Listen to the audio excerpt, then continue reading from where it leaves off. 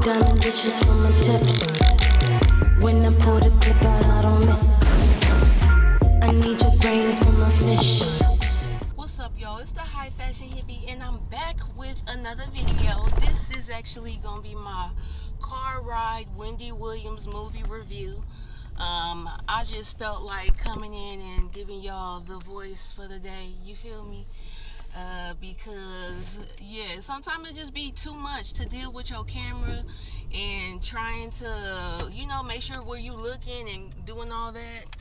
It's just easier to give you the voice and keep it pushing. So I want to start off with Lifetime. This is a Lifetime production. Okay, so we already know what to expect. I'm gonna say that I already thought I knew what to expect as far as the wigs go and the characters and how they're gonna be acting all extra and things. But to be honest, the Wendy Williams movie review on Lifetime, it wasn't terrible as everybody trying to make it. Like, man, as far as the characterization go, like her hair was decent. I feel like it was relatively, like, hold on, let me make sure I ain't going the wrong way, because motherfuckers get to talking and bitch, I'm about to be late and lost. But no, so like her wig off the top, I was like, okay, this is not bad. This ain't on the Tyler Perry type level. Or shit, she wasn't looking no worse than the girls on Power. Yeah, though, we be wanting the actresses and things to be, I know I do be like, damn, out of all the people out here doing hair, y'all couldn't find nobody to do nothing better than this. But it's like, shit, in real life, is you just walking around laid and slay like that, the way you want the bitch in the movie to be looking? No, you really not. Like, you looking just like her, to be honest. So I thought her shit was cool, and I thought it was comparable to Wendy's hair in real life too. Like, Wendy just don't be having the most bombest wigs and weaves. So I thought that was cool. So it started off with her as a little kid, and just right off the bat, they on her head about being fat, like, you on the tuna fish and mustard diet. Damn, she said she was 11 years old. Like, I could not even imagine being that young and being worried about weight. Like, can I learn how to really do long division first before I start having to worry about my waistline and fitting into clothes? Like, I do remember kind of being big at one point in time in my age, like, younger age, my little kid chubby stages. That shit did not feel good. You were like the biggest motherfucker, so already you just know that you big, and then motherfucker want to point it out, and it's like, girl, is this my responsibility right now? This baby weight. Just feed me right and everything will fall into place. Jesus. Okay, so yeah, anyway, from Wendy being a kid, this is where the movie got crazy. This is where I feel like people is just annoyed with it and just like, Lifetime, here y'all go. Y'all always come with like just enough to say you did something type shit. Just enough to say you put out a Wendy Williams movie. This the kind of shit y'all come with.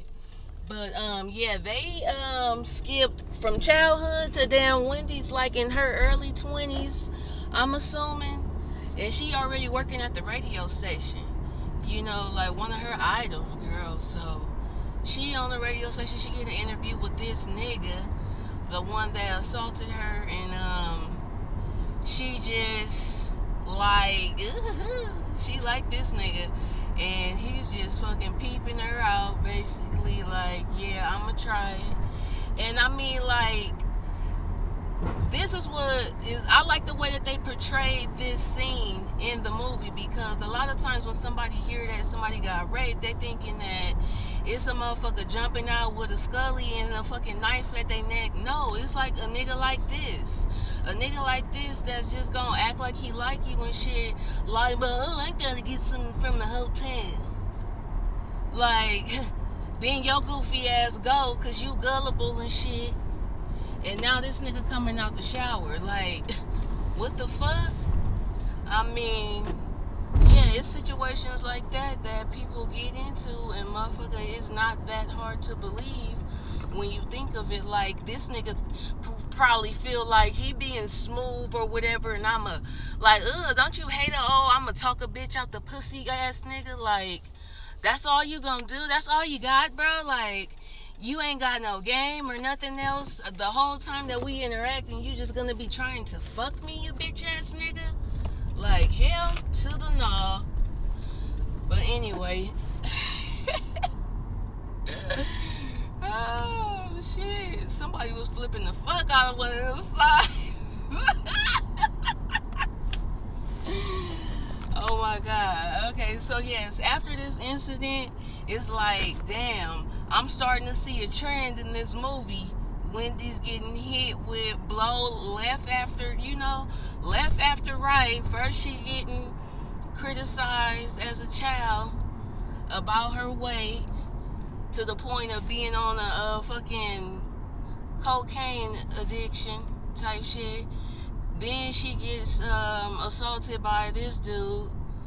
And right after that, bitch, AIDS is just crazy. AIDS start popping type shit.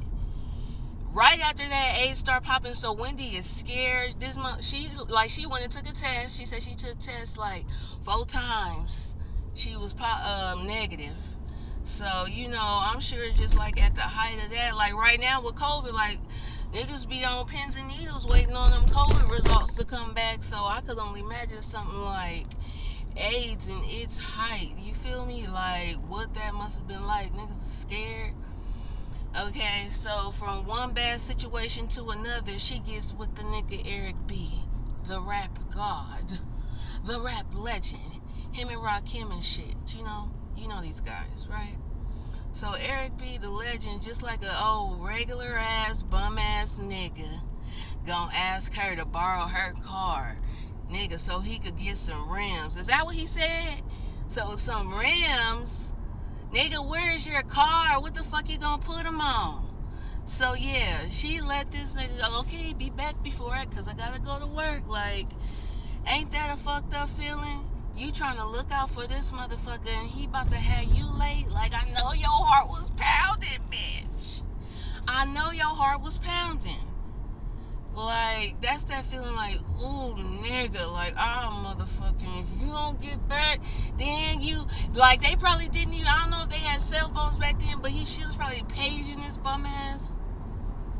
Like, damn, artists back then, boy, they just was rapping because they actually liked it, and they was getting, like, some little clout behind it, getting some females or whatever, cut in line at the club or something, because they was not getting paid. At all, like, which is sad, but I mean, like, yeah, y'all up here, Wendy put a rental car on her credit card for this nigga. Like, she was like, yeah, I knew he wasn't really, she was just pretending, like, in my head, I'ma get it while the getting is good. But yeah, then she finally came to, I ain't gonna say her senses, but around this time is when old Kelvin, the Charlemagne character, enters, and old Kelvin gets introduced to Wendy. I was so confused kind of why they wasn't using the names of the actual people, because I'm like, oh, okay, this is supposed to be Charlemagne. Hold on, y'all. Let me make sure that I'm turning into the right entrance. I am. Okay, cool. But yeah, so then he comes in at a time where, like, Wendy just seemed like she one of them people that just gotta be in relationships. Then what's funny is the motherfucker, the character, she breaks the fourth wall and gonna say, it's no need to talk about my first marriage. I'ma just skip through that. Motherfucker, you just skip through a lot. You didn't just skip through a whole lot. So that's really like nothing that you needed to, I ain't surprised type shit. You feel me? I'm like, okay, Wendy, we see you. So she skips up to Kelvin. He's just like the guy that they got to play him, just like they did a good job, because he just irked me as soon as he popped up on the screen. I was like, ugh, this nigga looked like one of them old I'm pressed to be all up on a bitch ass nigga, and you like you just meeting me nigga and you already texting me babe and baby and like I could smell the cheap perfume of a type of nigga like that. You feel me? Like, but anyway, so he swept in on Wendy, and this is when she should start getting, she said she wasn't looking to get married. So I'm gonna reference the documentary also. I'm just using it as kind of a cliff notes. Like, so if I mention something that ain't or that wasn't in the Lifetime movie, it's because I'm getting that, I'm referencing from the documentary. So, I'm sure you didn't watch them both pretty much. If you watched one, you definitely sat there and watched the other one. So yeah, she this is when she gets pregnant. She said she wasn't looking to get married at first, or couldn't see herself doing that. But once she decided to become a mother, she wanted to go ahead and get married, nigga. So she get pregnant. She have her first. This point, it was a miscarriage. Yes. Then she has 2 stillbirths. It was at like 5 months. Like, to just to understand what it is to deliver a dead baby, like, twice. So I'm like, damn, Wendy, y'all taking me out. This shit is heavy, like, and it just make you look at somebody like, damn, you don't know what somebody be going through. Or, cause I mean, I had never really understood, or I guess never really thought to just a matter of fact way, like what a stillbirth actually is when you actually have to deliver that. You feel me? Like, damn, I know that that's traumatic. That's traumatic as fuck. But it didn't discourage Wendy. When she finally found out what the problem was, it was like, okay, I'm sure Wendy had great health care, but that's like the difference between when you on Medicaid, bitch, and when you got that good old work job insurance. You feel me? Where you got that 20% copay type shit.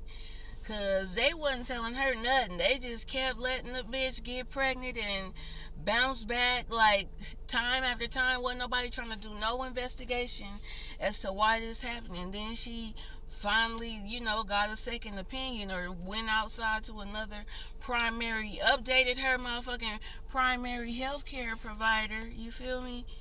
And found out that, like, you need to be on bed rest, dude. And that's typical. I mean, it's common, I should say, for a woman to have to be on bed rest while she pregnant. So once she did that, she had little Kev. But as soon as she had little Kev, boy, big Kev, she comes creeping out the hallway and hear this nigga on the phone in there whispering and shit, talking to somebody about giving them some money. I was thinking, like, is this Sharina, like, already? But no, this was somebody else, a bank teller or something. Like, bitch, how you need some money and you work at the bank? Not saying that you should be stealing from the bank, just saying that you should be, retaining some of that knowledge that you're trying to provide to your customers, bitch, and do financial literacy. You need to up your financial literacy. So anyway, she called him out, like, she really kind of pissed, like, nigga, really? Like, Kevin, you done forgot that the only reason we own, my nigga, is because of me. Okay, yes, you have been my security, because Total did pop up, y'all, and try to fight Wendy, because at this point, Wendy is like getting her tea from the street. Wendy's getting her tea from the street, and she was bold enough to put it out there, like, I'm bad, bitch, what? Who gonna check me, boo? So yeah, Wendy was getting her tea from the street. And back to Kevin, though, it's like, bro, from the ground up, I was already somebody before you came into my life to keep it so funky. So while you trying to stun on the next bitch with my coins, you could really kick rocks. But of course, like, Wendy probably really don't want that. Like, you just had a baby type shit.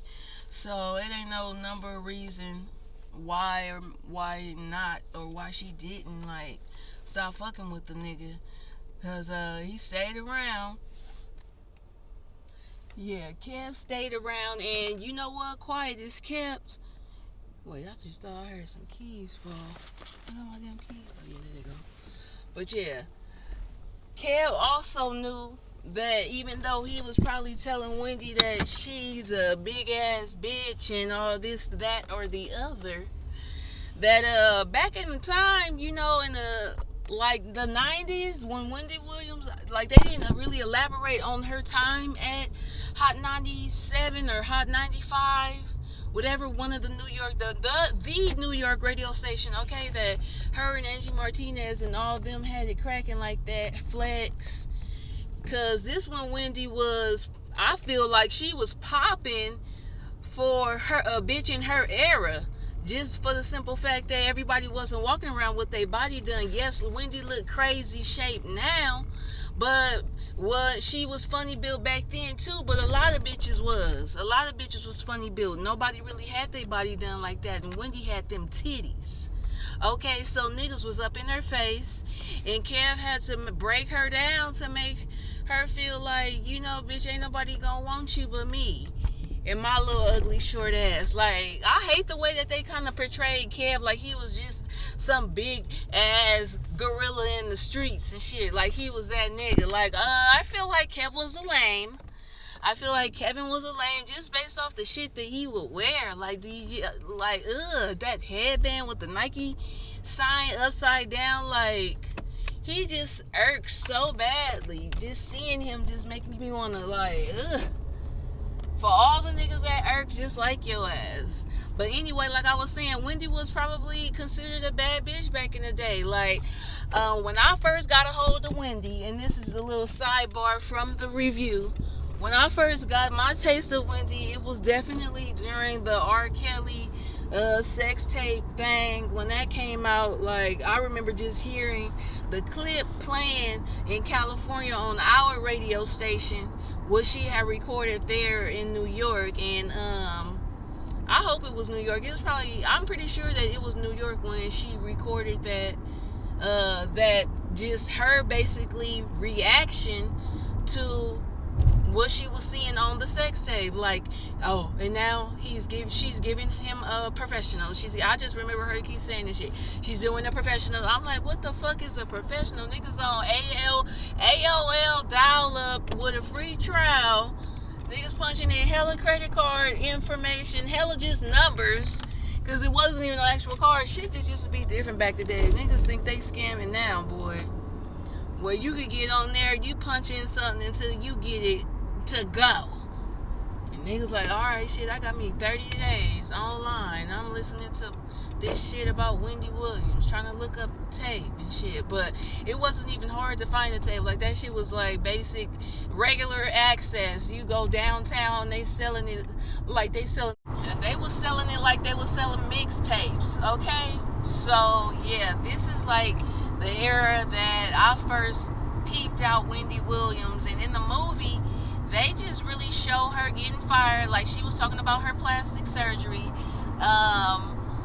Nowadays, everybody talking about their plastic surgery. Actually, nowadays, everybody is obviously, it wasn't too much obvious back in the day. Nobody really knew that Mariah Carey had got breast implants or had an augmentation, because her shit was just done that well. And it wasn't really like, oh my God, she didn't go for the extreme. You know, she didn't go for the gusto like Wendy did. But so Wendy talking about her own shit, and apparently that was too provocative for the radio stations back in the day. They couldn't handle somebody exposing themselves like that, you know. So she got suspended with pay, and they was like, look, you ain't about to work. You're not allowed to work within 50 feet of this car, baby D. You not allowed to work in the tri-state in New York.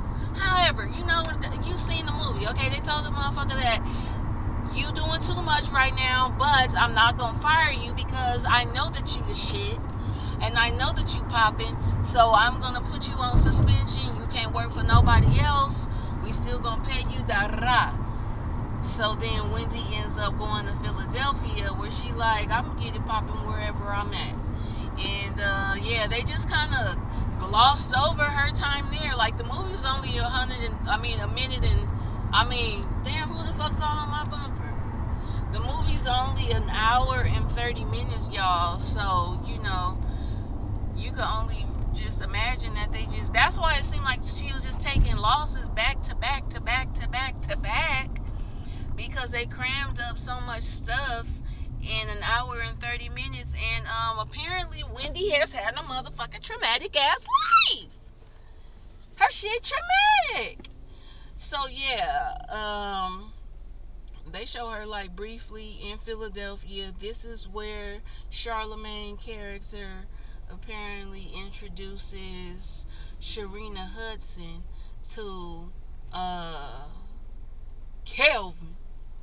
Every time Charlemagne and Wax, if y'all listen to Bully and the Beast podcast, Wax on there, I don't know if it be him or Charlotte that be talking about Kelvin, and they'll be like, give me some weed, yo. Like, that's how they be mocking that nigga. Like, that must be really how he act. Just like a big, dumb fucking, just big dummy, period.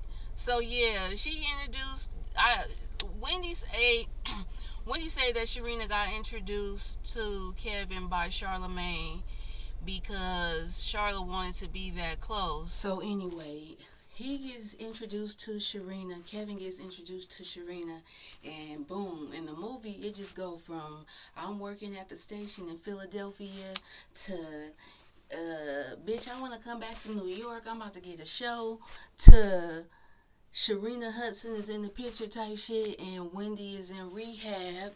Like, everything just, like, they crammed it. It was a cram session for sure. Like, so I could see that being a part of why, like I said, people was kind of saying, like, damn, this movie wasn't shit. But, yeah, it just crashed. Did a little crash course. Like, she in the rehab. And she's like, damn, I need to see what's going on. I need to know what's going on out here. I was wondering, too, in real life, like, damn, what the fuck is going to happen to Wendy's show? Like, this shit, like, unfolding as the world's turning, So, she ended up being in rehab, and they trying to tell her that they think it'll be in her best interest, like, to talk to Kevin. Like, ain't that some shit? You trying to tell... that just make motherfuckers feel crazy when, like, somebody is trying to tell you that the thing that's the most toxic, is what you need right now. Like, bitch, get off my line. But yeah, so it just goes from there, y'all, into the Halloween Statue of Liberty pass out. And it's like, dang, y'all didn't even elaborate on... She just basically took, like, the headlines. Now I'm thinking about it. Like, you took the headlines and you fucking, like, just basically acted them out in this little movie. And while that's happening, she looking at the tabloids with the thing about Sharina. Oh my God. Like, when everybody saw her, it was just kind of like, damn, we know Wendy is just like, I ain't gonna even say that we know. But compared to Wendy, bitch, you just is like, she was calling her the girl, nigga. The backwoods Barbie. Like, you want to be a stylist, like, not to shit on you, but, Kevin doesn't got no money, though. Kevin is, like, feeding you off of my shit, my nigga. So, when I'm gone, now that I'm gone, then the well gonna run dry. What the hell your ass gonna do? Like, I don't know. She really is looking stupid. I just can't see myself fucking with no married nigga. Like, yeah, like Rodney the Voice said. Shout out to Rodney the Voice. He was like, ain't nobody... Was that Rodney? Yeah, that was Rodney. She ain't got no loyalty to Wendy Williams as a side chick. But at some point, it's like, bitch, once you know that you fucking up a marriage and gonna have this ugly ass nigga Kevin in your face and kind of like dividing up the home and shit, like, bitch, you kind of got some accountability right there. So that's what just like, that little bitch irked me. When Wendy put up to the new house, to Kevin's little house with Sharina, it was like, bitch, all you gonna do is look through the window? Like, that's when you just black out and wake up and the room is on fire. That's what it be like, man. I didn't come over here to get into no shit, but the way y'all pushing my buttons, I'ma fuck around and kill somebody. That's how that should be making you feel. But so it went from that situation to Wendy just coming out like her character on the show. Um, because she was breaking the fourth wall, so that's why I gotta keep saying like her character. Like, she just come out saying like she about to start doing the show on her own. Kevin ain't there no more. And then, basically that was it.